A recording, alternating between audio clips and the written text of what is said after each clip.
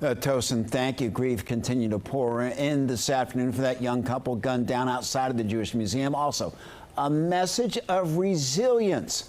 Local Jewish leaders are telling us now is a time to remain steadfast in the fight against anti-Semitism. DC News Now's Ben Dennis joining us live outside of the Israeli embassy. And Ben, what are leaders telling you that today? Well, Mark, tonight there is a resounding message of resilience and a renewed effort to fight anti-Semitism after last night's deadly attack in downtown D.C. Outside of the Israeli embassy where we are, the photos of hostages held by Hamas on October 7th continue to be projected outward as a sign to fight hateful rhetoric and violence. Security here continues to include additional fencing outside embassy walls. Rabbis, heads of Jewish groups, they're eager to share their feelings tonight.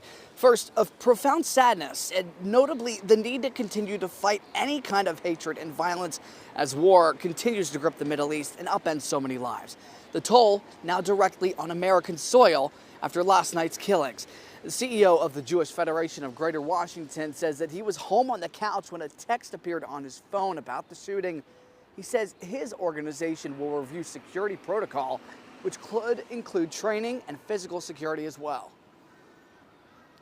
Couple who was at this event focused on bridge building and peace, and then they were brutally murdered. We had a staff meeting earlier today, and people were crying because this is not only an attack that we read about, but something that many of us could have been at, and some of us were at.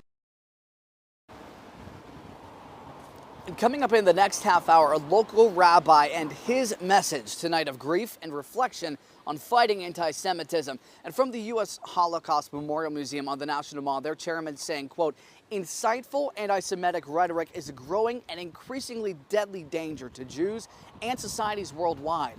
It must be forcibly and universally condemned."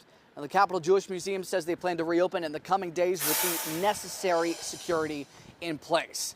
We'll see you in the next half hour outside of the Israeli embassy in Northwest D.C. Ben Dennis, back to you.